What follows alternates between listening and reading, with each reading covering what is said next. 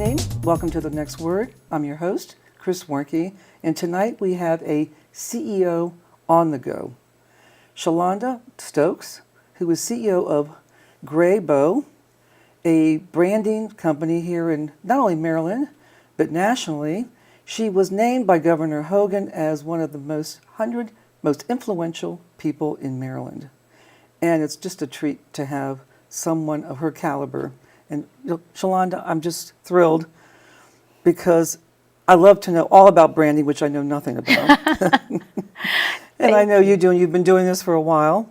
Yeah, nearly 20 years. Way before it was even popular. How about that? Right. But it's an honor to be here. Thank you for having me. Thank you, Shelonda. Thank you. So you just got named as the board member to the National Women's Business Council. I have. Yeah. I've been a board member now for a couple months, and it is truly an honor. We were sworn in, and when I tell you we hit the ground running, we hit the ground running, yes. But you have a very dynamic executive director and president. And we do. She's amazing, and she really, I think, did a great job of setting a tone for us really having initiatives that we could rally around and that are really important to women entrepreneurs. Well, you're so important to this effort for a lot of reasons, I can imagine. Not just because of your skill set, but because of where you came from and the role model that you present. I mean, you were an electrical engineer, correct? Electrical engineer. Which for women, most women do not go into electrical engineering, correct? That's true. Is that true? It's pretty low on the engineering scale. It definitely is, but I think one of the key points that you brought about understanding from where I came, so part of it was really trying to figure out areas that I could create real wealth in there, and if you look at all of the statistics, STEM fields are ones that really have a more level playing field.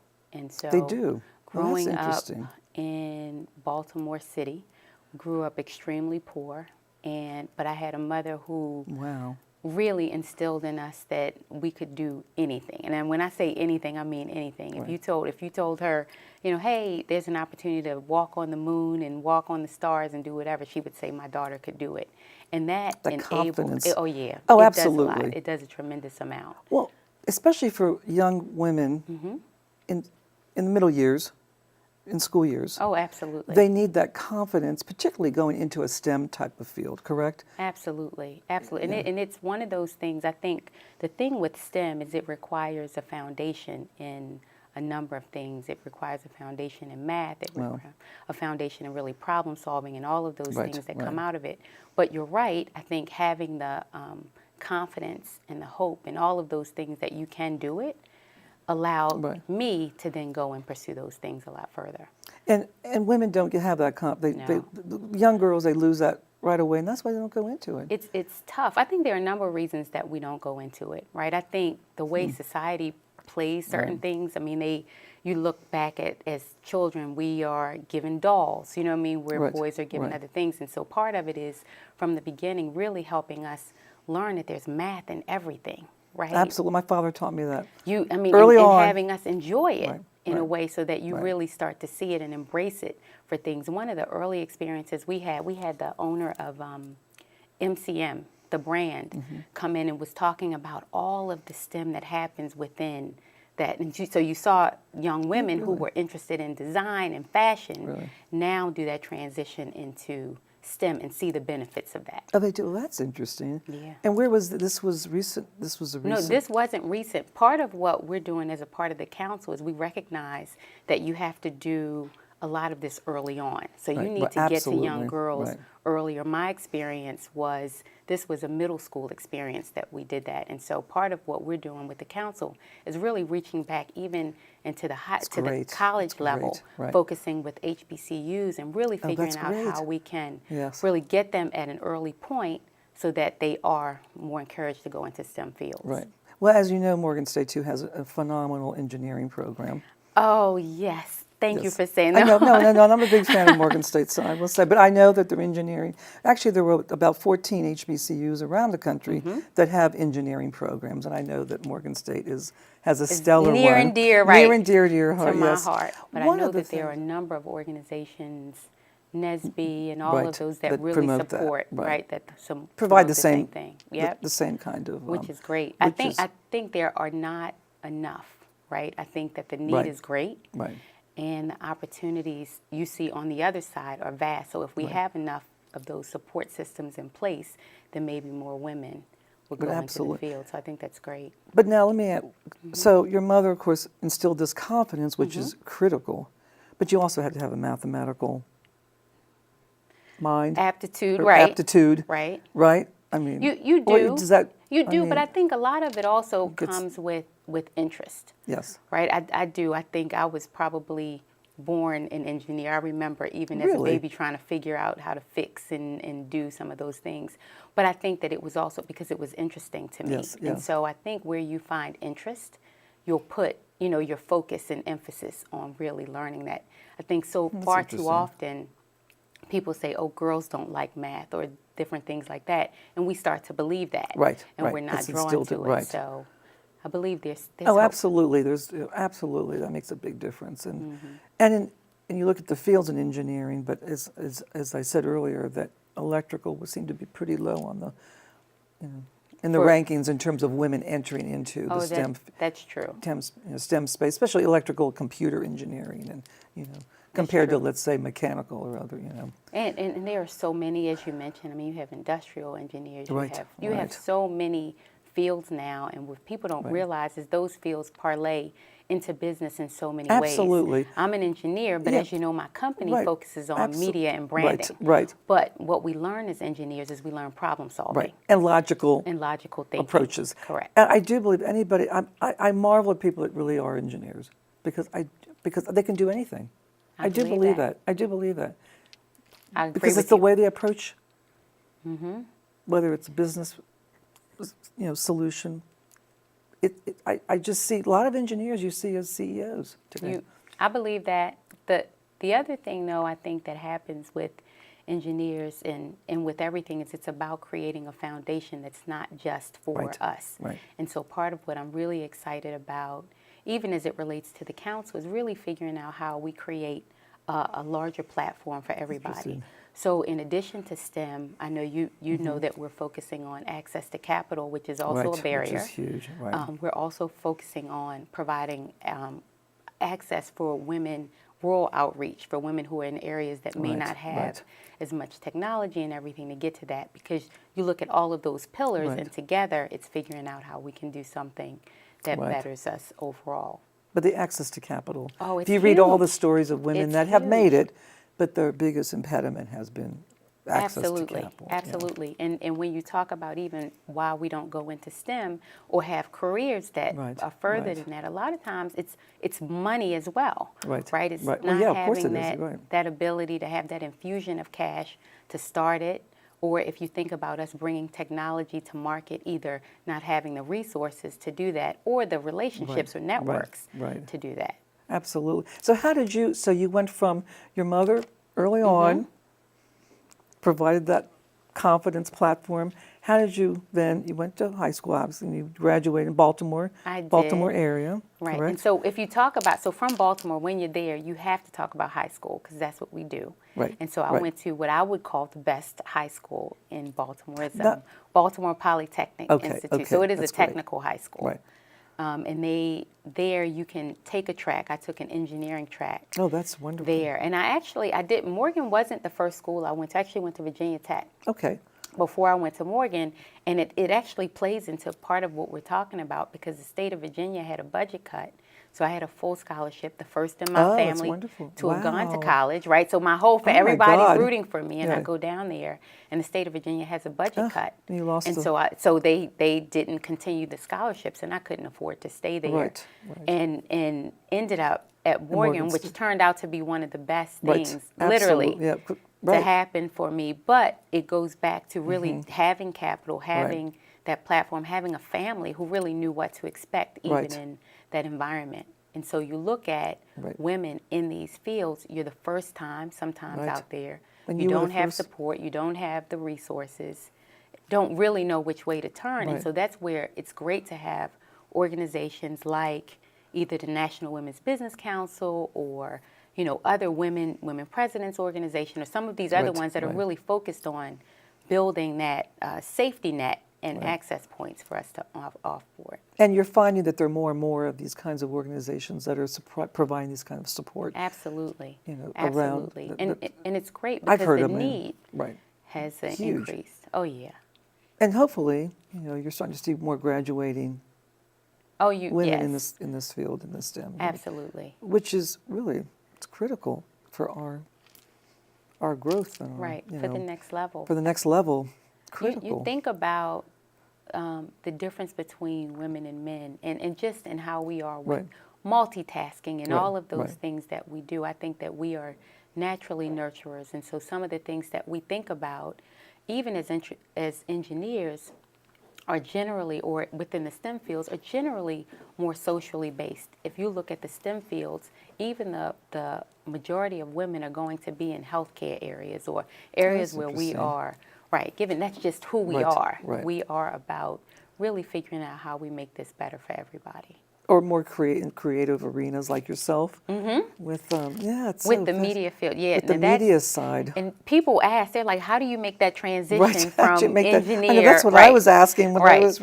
How do you make that transition? And for me, it was somewhat logical in that I worked for a number of companies, and I worked for GE, I worked HP, for Hewlett Packard, I worked for all of them, and really got to a place which was great where my quota for them was $10 million a year. So I was responsible for a $10 million for $10 million working with the Office of Secretary of Defense. And at a certain point, you step back and say, if I was able to bring in even a portion of that, 10% of that, for me, what that would do different. And not only for me, but for my legacy and for generations to come. And so really looking forward was what sort of propelled me to take that leap.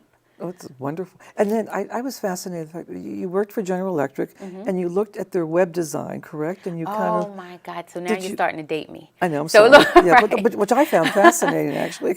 I was working for GE at the time. It's so crazy to say, but it was when we were just learning about the Internet. And at that point, they hired me because GE they were trying to figure out, like, what do we do? What is this www? And one of my mentors and best friends was actually my manager then, a woman named Sharon Pender. And literally, the job was to go across the country, really figure this out, and help GE figure out how to leverage that. But you transition that to what social media is now. Look at how companies are trying to figure, like, should I be on social media? You and I are having that conversation. We have a conversation. It is the web of, yesterday. It's the new web. So it's really figuring out how to do it. Because people don't even have websites a lot of times anymore. They're really focused on the social followings because the web the social media is allowing you to get immediate feedback, to interact constantly with the person. So. Fascinating. Well, we have to take a short break. We'll be right back. Hey everybody! Heart disease affects 1 in every 3 women in America, but you can fight back. There's no time to lose. Mothers, sisters, daughters, families, and friends, it's time to shout louder, stand stronger, and demand change. Let's go! To the Batmobile. Dang it. To the invisible jet. Dang it. Together, we can put an end to heart disease. It's time to go red for women. I could use your help. Yeah! Learn more from the American Heart Association at www.goredforwomen.org. Welcome back. You're watching The Next Word, and tonight I'm having a conversation with Shelonda Stokes. I call her the CEO on the go. She recently was appointed by Linda McMahon to serve on the National Women's Business Council here in Washington, D.C. Well, I mean, I could go on forever on your resume. But one quick thing, I have to say that you actually have an award-winning fitness program. Yes. Called Kids. It's Let's Kick It. Oh, Let's Kick It. Let's Kick It. Let's Kick It. Oh my God. And we actually won awards for this because it was so innovative. Part of what we did is we created, with a STEM background, a robot. His name is Kai, and he goes into schools, into hospitals, and literally helps transition how we think about fitness. So the thought was, instead of having people think about all of the bad stuff that you could eat, we could do fun things around eating and exercise and, just all of those great things. And we do it. And so, because he's a robot and a lot of the kids at that point, like popping and dancing and stuff, he actually gets out and he can do all of that. He can break dance. He does everything. Oh, that's great. Oh, yeah. I love it. So they love it. That's great. That's great. So going back, so I know that you just recently joined the board Yes, of I the did. National Women's Business Council, and you're going to be having a public Yeah. platform hearing in New York City. Yeah, we're having May a public 17th? meeting, and so really, when you think about the council, it's amazing because the council itself is a nonpartisan organization that really focuses on policy, things to help women to grow women business. And the interesting part, I had a number of people say, "Oh my God," because you have parties who are of the platforms of the president's platform and party, and people who aren't, and so you really have 4 of each on the council itself, supported by some other women's businesses, organizations, and stuff like that. And so we really try to galvanize all of the information and data, everything that we can do to help inform policy and come up with things that benefit women.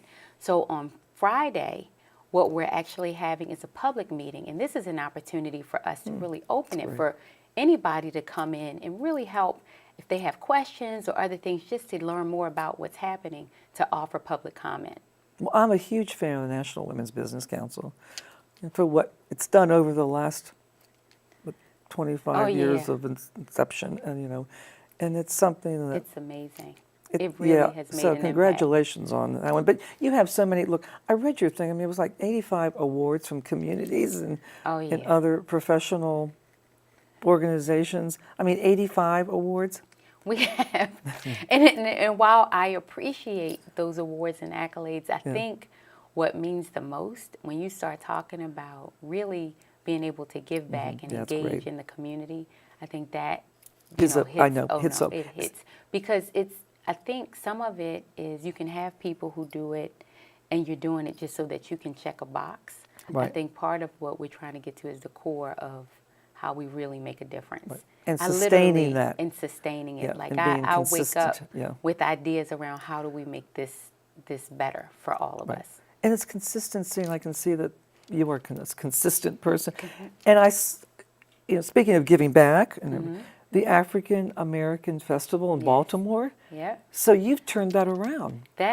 We actually grew that to nearly 500,000 people, attracting nearly 500,000 people over 2 days. And beyond just the entertainment of that event, we made sure that it was infused with health and wellness, with financial literacy. We actually have workforce on site where people are literally getting jobs. So part of the things, if you think about almost how a supermarket is designed, where they put the meat in the back, part of it is you attract people with the meat, and for us that was the music. But all along the way, as you go through the aisles, you get your vegetables, you get all of those things. That's very clever. It was really figuring out how you infuse all of that in there to make sure that we are all getting what we need. When do you do it? When does it occur? It happens yearly. The festival itself has occurred for probably 40 years. Wow. A little over 40 years at this point. And so this year it's taking place in August in Baltimore. But every year there's new entertainment. There's a little something for everybody. Yeah, and our beloved Baltimore. It has so much potential as a city, It really. I think I liken Baltimore to a hidden gem. You know what I mean? It's one of those things that really we have amazing assets. I think we have some of the best neighborhoods, and it's the diversity of our neighborhoods that I think makes us great. I always say Baltimore has an amazing ethnic diversity. It really does. Yeah. It really does. And I think once we figure out how to, fill the gaps a little bit, because we do have a large difference in Baltimore between those who I think were underserved. Yes, you do. Yeah. And so part of it is figuring out how we fill that, right? And it's a number of things that I think the city is aiming to do. Is just really figuring out and honing in to get the business community involved and to figure out really where people are and what people believe in. Sometimes I think you have people who are making the decisions that are not necessarily connected to those who they're making the decisions for. And so you're solving for things thinking you're helping when really it's not making a difference. And it's important to preserve those cultural identities. Absolutely. And you have them. Absolutely. I mean, whether it's Greek town or Italian or, you have so many different ethnic groups and you have so many, so many beautiful cultural traditions. And which is when I drive through there, that's what I think of, because I remember going to Baltimore, Oh, no. One of the things that I think all of our mayors have been really consistent about is, like the African American Festival, there's called the Showcase of Nations. And so there's a festival for all of it's a Polish festival, you know, it's a Latino festival. And so part of it is the showcase, so that it really brings together the diversity. And with all of them, it's not just a festival for that cultural group, it's just a showcase. So the thought is that if everybody comes, you really start to learn about other cultures and embrace those cultures. Because a lot of times it's what we don't know that we either fear or we respond to differently. And it goes back to your whole issue about confidence building, and why women don't go into STEM lives, because they fear the failure.